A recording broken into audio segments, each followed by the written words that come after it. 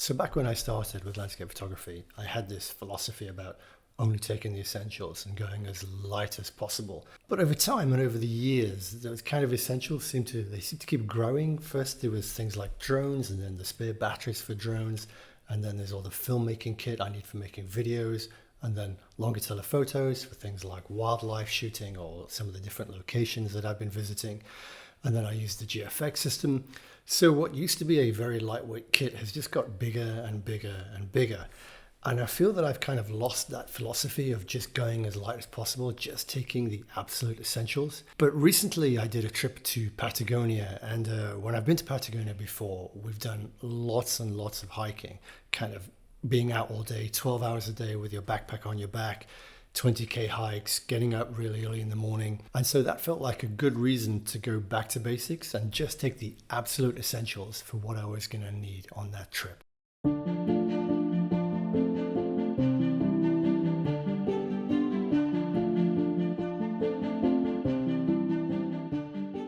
So when weight isn't really a priority and I'm not really concerned about taking the essentials, this is the kind of thing that I will probably take with me, and it's the kind of thing that I've talked about in previous videos. I've talked about packing and stuff like that.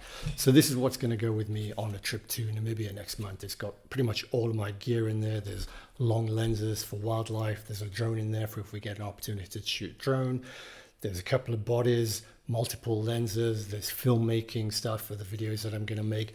But this is just a really, really heavy backpack. And it's not the kind of thing that I want to be carrying for hours when I'm out hiking. But in this video, I want to look at what I take when I'm just going to go with the essentials when weight is a priority. Now, the thing about photographers is we're quite a weird bunch. If you go to somewhere like Patagonia or the Dolomites, the vast majority of people who go to those places are hikers. And they hike for the fun of doing the hike. That's their reason. But landscape photographers, we're a little bit different. When we go hiking, it's usually because at the end of the hike, there's a photograph that we want to take. And that means that the stuff that you take with you to do the photography has to be combined with the comfort of carrying it on a trekking trail.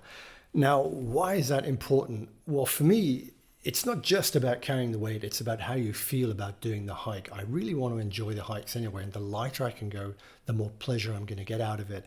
And when you're out all day, when you're out 12 hours with all of this on your back, by the end of the hike, you're usually tired, your legs are aching a little bit, you've been out all day, and you start to really feel the weight that you're carrying. What that means is over the course of a trip, when you're getting over and doing this every day, you get up the next day, you do another hike, it starts to get very easy to say, well, I'm maybe going to skip the hike today, or we won't go as far today. Or you start to leave stuff at home because you want to lighten up your pack a little bit. So it's really about making sure that you've got the pack as light as possible so you can take the essentials with you and you're not going to get worn out. When you get to the location, you're not going to be so tired that you need to have a sit down and you miss the good light, and just making the hike as fun as possible. So first let's have a look at the pack itself. Now this here on my left is an f-stop pack. This is a specially designed camera backpack, which is great for carrying loads and loads of gear.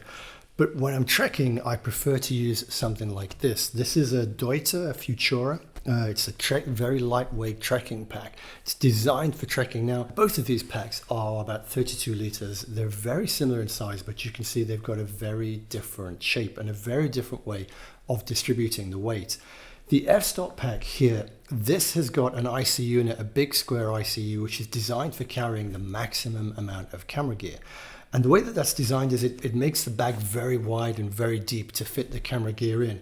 Because it's wide and deep, it's actually relatively short. Whereas this pack, it's not actually designed for camera gear, so it's much taller, much thinner, which fits along someone like, I've got quite a long torso, I'm quite tall. So a pack like this, which is much longer and fits along my torso, is just much more comfortable to carry. Now the biggest difference is when we look at the back of the packs. Camera backpacks like the f-stop are designed to give you really easy access to your gear. So the whole of the back is unzippable and it opens out so you can get at all your gear, and it's all laid out really nicely. But the downside of this means that the backpack has to be flat along the back because it has to fit around the ICU. It has to have a lid that's easy to open. Whereas you can see that this backpack, it's actually curved to fit around the shape of my back. And also the backpack has to rest along your back. You can't have a kind of trampoline that you've got here and it's lifted away from the backpack. So there's a big gap here, which allows the air to circulate and just makes it a lot more comfortable, a lot more nice to carry. You don't get like a really sweaty back like you do with one of these. And the other thing about this is that when you're carrying a backpack, when you're carrying weight in a backpack, you should always be carrying the weight in your hips. So you fasten up the hip straps and you put all the weight through the hips there, so the actual shoulder straps aren't taking that much. So on a pack like this, where it's very flat against the back, when you've got these hips pulled tight, all the weight is coming through this flat area at the back and just into the lower part of your back. And you look at the hip straps here, how thin they are. It doesn't really do much to carry the weight. But on a trekking backpack like this, because you don't have that rear entry, so there's no need to have the zips, you have this much thicker, much more comfortable hip straps which take the weight. The part of the backpack that rests against your spine is really cushioned here. So it's just much more comfortable. If you're carrying it for an hour or 2 hours, it doesn't really make a difference. But after 5, 6, 7, 8 hours, you really start to notice a difference in your lower back and the fact that you almost don't feel like you're carrying anything at all with this backpack. The weight is just so comfortable. Now, the downside of it being more comfortable and not having that access on the back means that it does take a little bit longer. The camera gear is a little bit less accessible, but I personally don't really mind that as a landscape photographer. What I usually find is that I'm walking to a place, putting my camera backpack down, taking my time to walk around and then getting my camera gear out. So if it takes me 30 seconds longer to get out my camera gear, that's not something that I really mind that much. But let's have a look at what I take and how I can carry it in this pack. So you can see on the sides, you've got these elasticated pockets. So there's always a water bottle there. That's something essential. Whenever I go on a hike, there's going to be a water bottle. On the other side, I use this pocket for the tripod. And then you can see there's this elasticated thing here and here, which I use for the trekking poles when I'm not actually using them. On the front, there's a big pocket. This is where I put my shell trousers so I can get out of them very quickly if it starts raining. And then on the front, there are two really big hip pockets, which again, it's where I keep stuff that I need to get out relatively quickly. So there's a protein bar here, and then a multi-tool, which is used for things like tightening the tripod, things like that. Just one of these useful things that you always want to have with you. And then in the other one, I've got my spare batteries for the head torch and the head torch. These go in the hip pockets so I can get at them really quickly, so I don't have to take the backpack off and rummage around to find the torch or the multi-tool, and I can get them out while I'm walking. Now, in the top, there's a really big lip pocket, which I use for things that I need to get out quickly. So there are things like my gloves, the buff, my beanie, and sunglasses. And then access to the camera gear is also at the top. Now, as I said, it does take a little bit longer to get out my camera gear than it does with a photo backpack, but it really doesn't take long. You just pop them up on the straps, and then you go in here, and there's the camera. Now, if you look in here, you can see that at the top of the pack, I do actually have an internal camera unit, and this is actually made by Deuter, the same people who make the packback for their hiking backpacks. It's quite a bit smaller and slimmer than the f-stop one, but it's big enough to fit a camera with 3 lenses. So you can see that I've got my X-T5 with the Sigma 10-18 lens on there, and then at the side here, I can just pull out my telephoto. This is the 55-200. And then a mid-range, which is my 16-50.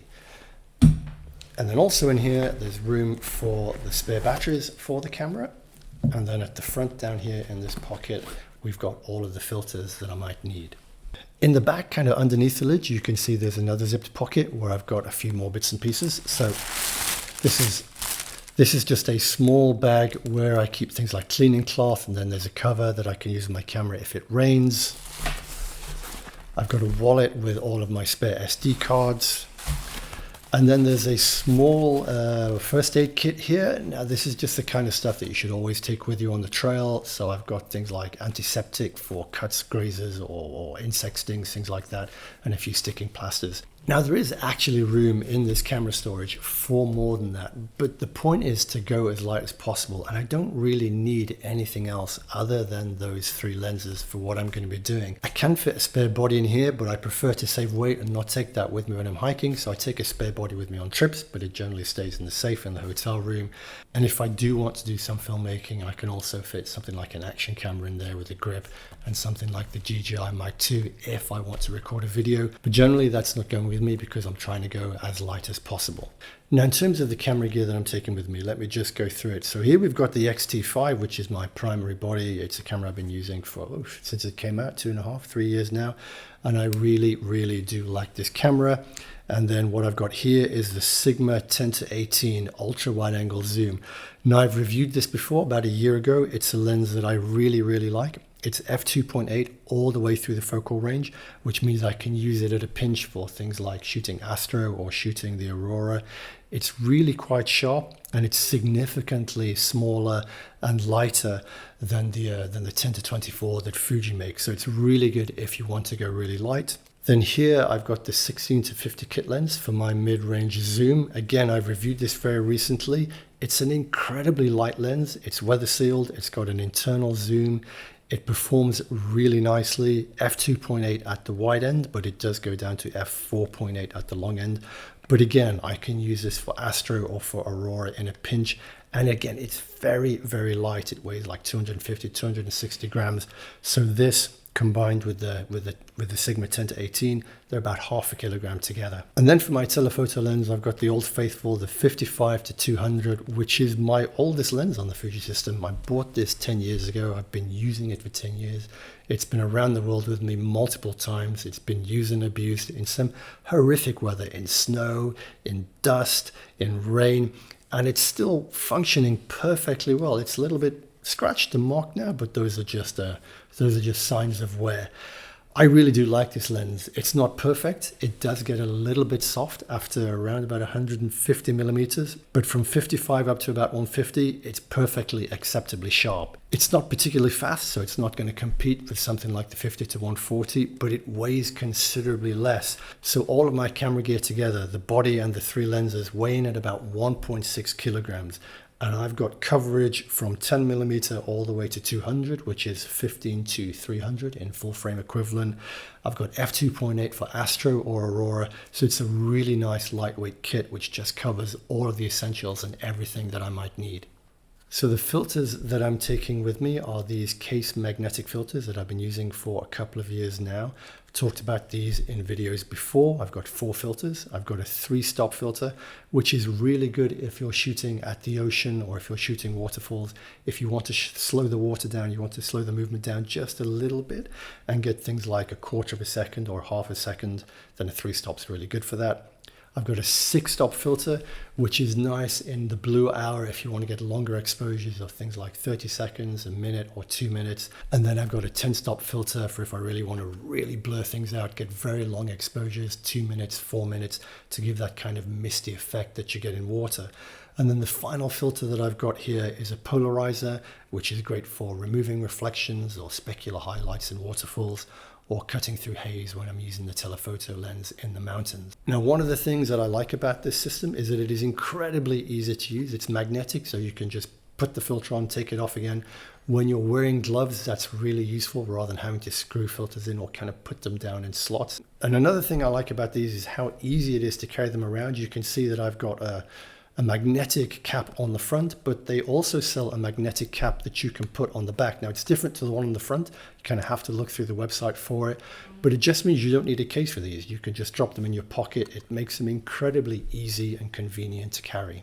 Now, the tripod that I use, I've talked about this before in videos. I've been using this for a while now. It's a really good tripod. It's very lightweight, but also reaches up quite tall. It reaches all the way up to here, so I don't have to kind of bend down when I'm using it. It doesn't have a center column. It reaches this high without a center column. Center columns basically adds instability to your tripod. If you're using a tripod and then extending the center column, that center column is going to move in wind, so it kind of negates the point of using a tripod in the first place. So I don't like center columns. This is great, reaches all the way up to my chin, and yet it's lightweight. One of the things that I find with tripod manufacturers is that the lightweight tripods tend to always be travel tripods. And then travel tripods, they have this idea that they need to fold down really small and be really compact. I don't really care about how compact a tripod is. This will easily fit in my luggage and fits fine just on the side of my backpack. So it being shorter doesn't really add any benefit. It weighs very little. I think with the Ballhead, it's about 1.5 kilograms, which is very nice. I've got a really right stuff BH30, I think, on Ballhead, which is a Ballhead I've been using for a good 5 or 6 years now. And it is really, really nice.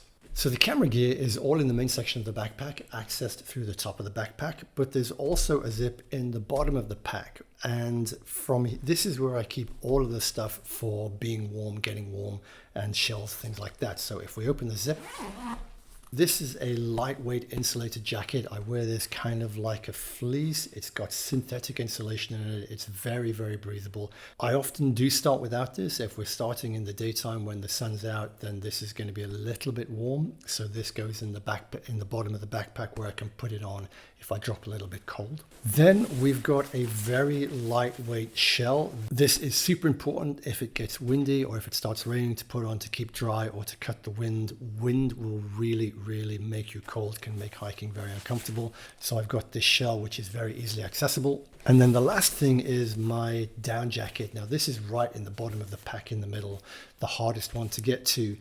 I will never wear a down jacket while I'm actually hiking. You will overheat if you wear a down jacket. You're going to get really warm very quickly, start to sweat, and it's very unpleasant trekking in a down jacket.